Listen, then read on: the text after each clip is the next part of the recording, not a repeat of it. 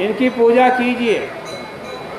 किंतु इन अनेक नामों के भीतर छिपा हुआ जो एक है उसको मत बोलिए। इसलिए कहते हैं एकम सत विप्रा बहुधा वदन्ति, एकम सत विप्रा बहुधा वदन्ति। भगवान तो एक ही है भाई, लेकिन विद्वान लोग उनको अनेक प्रकार का बताते।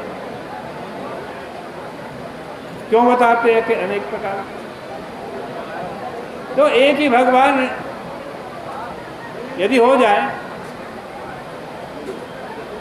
तो कुछ लोगों को भगवान पसंद आएंगे, कुछ लोगों को नहीं आएंगे। मनुष्य का स्वभाव है,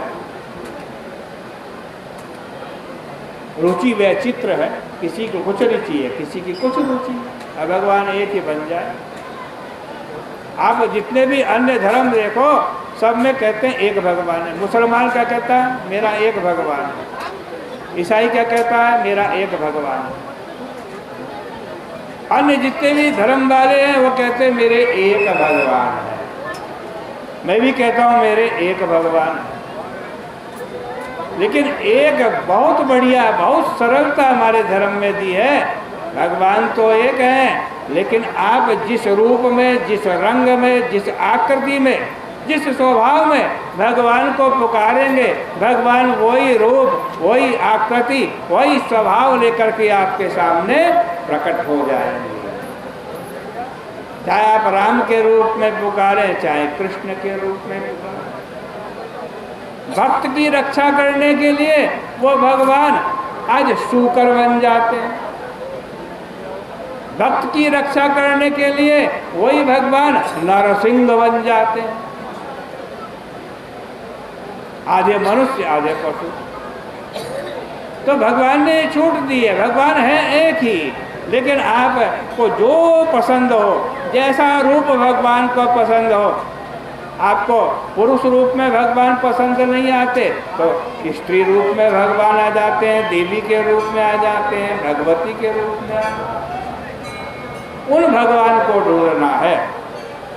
हृदय में ध्यान करने पर भगवान जिस पर अनुग्रह कर देते हैं वह लोक निष्ठा और वेद निष्ठा से ऊपर उठकर उनका भजन करता है। नारद जी कहते हैं इसलिए प्राचीन वर्षी तुम यज्ञ यागादि को ही सब कुछ मान करके मत बैठो, क्योंकि मार्थ दृष्टिम कृता श्रोत्र स्पर्शिष्वा स्पष्ट वस्तु।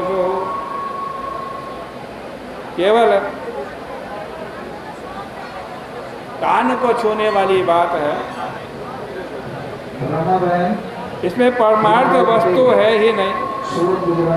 न स्पष्टम वस्तु यही तेसो अस्पष्ट वस्तु। तो इसका तात्पर्य है कि भाई आप जब सुनेंगे, कान से शब्द सुनेंगे तो सुनने में बहुत बढ़िया बढ़िया बातें हैं, लेकिन देखने में कुछ नहीं।